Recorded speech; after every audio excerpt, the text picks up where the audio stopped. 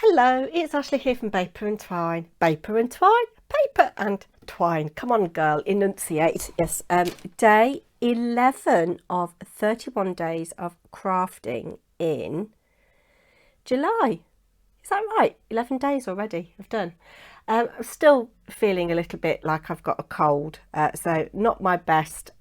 So please excuse any mistakes and what have you. We will try and do our best, and I'll try and make this a quick one as well. I'm coming on today to make a little something that I thought would be great as a table decoration for your Christmas table, and a little favour for your Christmas guests. And we love these, don't we? In the UK, we love after 8 mints. I don't know whether you can get them in the US. Don't even really buy them at any other time of year than Christmas. Sometimes you get them in restaurants at the end of a meal, don't you? But they are a great favourite in the UK. And I'm going to show you a little no glue treat box. You heard me, no glue. And I've been trawling the internet looking for boxes. I've been inspired by watching Andrea, the Cumbrian crafter, and Lorna and Dee Dee's crafts, who have been doing the box challenge. I think you have to make 3 boxes. And I know that for one of them, you're not allowed to use any tools. We are using tools for this, but there is no glue. Look how stinking cute this is. And of course you can make it to any colour. I'm using today pre-patterned card, but there's no reason why you couldn't get an ordinary piece of card, coloured card. You could stamp on the front, but it holds 4 after 8 mints. And obviously you can decorate it how you like. How there are still 4 after 8 mints in here, I do not know. I may have a stinking cold, but I have not lost my appetite. Feed a cold, starve a fever. Is that how the saying goes? But there are, oh look, that one's got very squashed.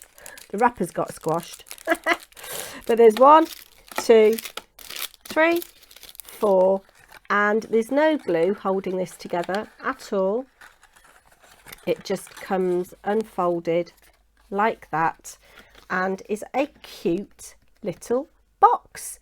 So we are going to make one together, and I'll tell you what you need to make it. So you will need a piece of cardstock of your choice, which is 5 1/4 by 8 1/4.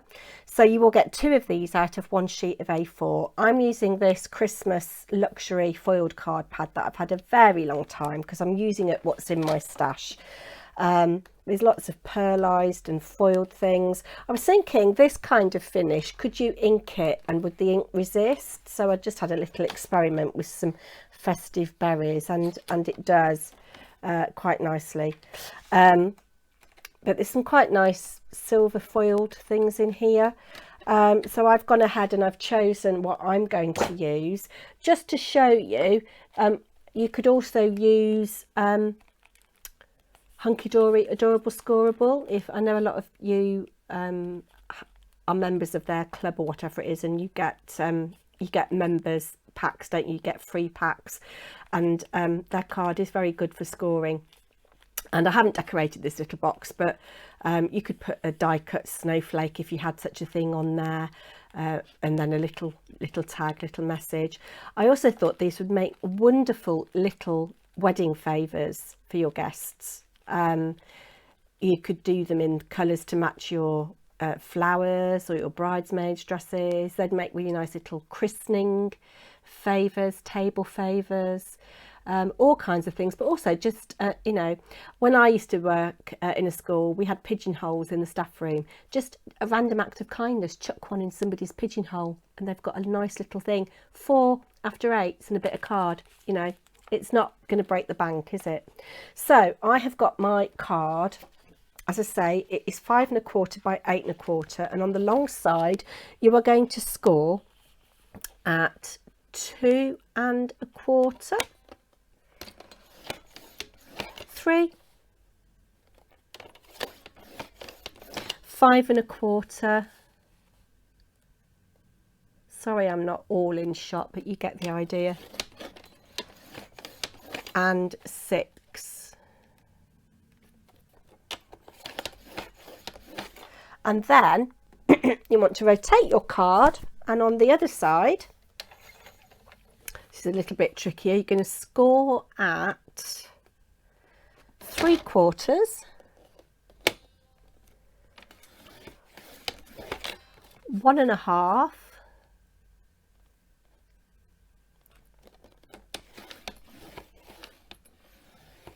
3 3/4,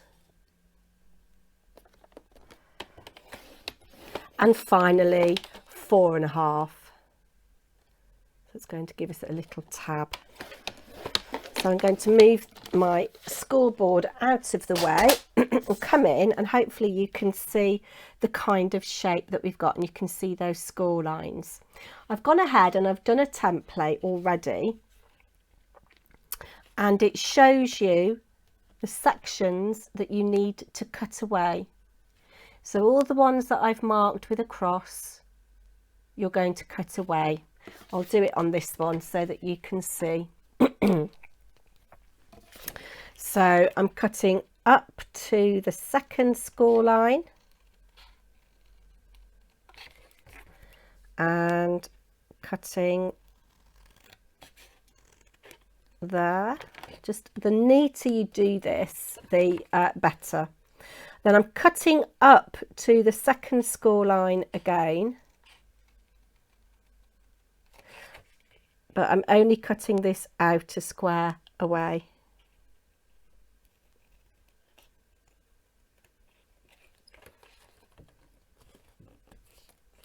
And then I'm cutting up here.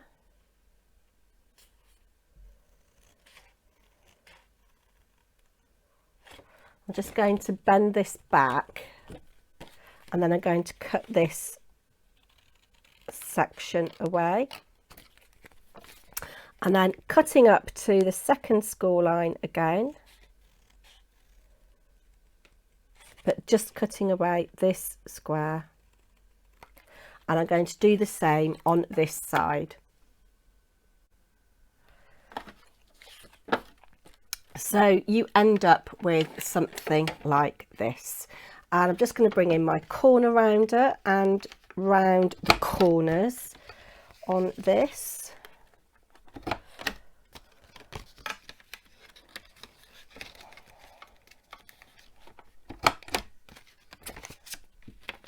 Now I might need to round them again because we might need to cut a slither away from the sides to make the box close properly. So we're going to burnish our score lines now. Don't wedge your tabs, because these are going to be what help keep your box closed. We might need to snip a little bit off because my cutting isn't brilliant today. But yeah, don't wedge your tabs. We would normally when we're making a box, but on this one we want to keep them for stability for our box, because there isn't any glue holding anything together. Now I trawled Pinterest to find information on this, and I can't remember who this was. I am very sorry. I doubt that that person will be watching me anyway, but it isn't my own idea. It is something that I've seen on Pinterest. If you put no glue boxes or no glue projects, there's plenty of inspiration out there. But I liked this because it held after 8 minutes, and Aldi are selling after 8 minutes at the moment, so that is what we've got. So you can see now how the box comes together. So we fold over like that, and you can see how I need to just cut a slither away from each side, and it is literally a slither. Don't cut away too much, because you can always cut more, but you can't put it back on. So that going to make any difference? Yes, see, that's quite snug now. Just snip that little bit off there. And then we'll see what we need to do on this one. Yes, we just need another little slither off. Literally a hair's breadth.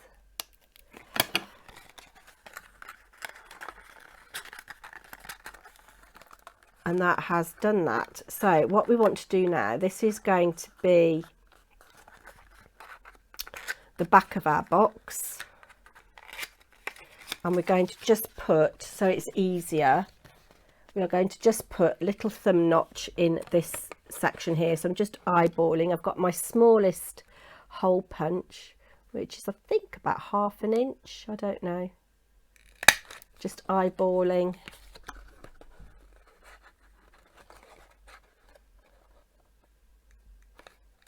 And eyeballing again.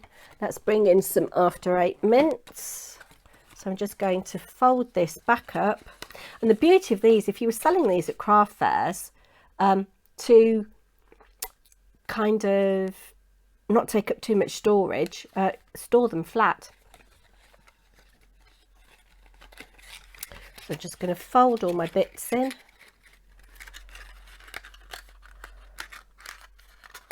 Fold up like that. Here are my After 8s. Might have had 1 or 2 out of the box.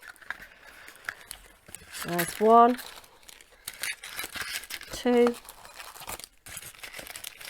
3 and 4. And it's a really sturdy little thing when you close it. Might need to take another little slither off.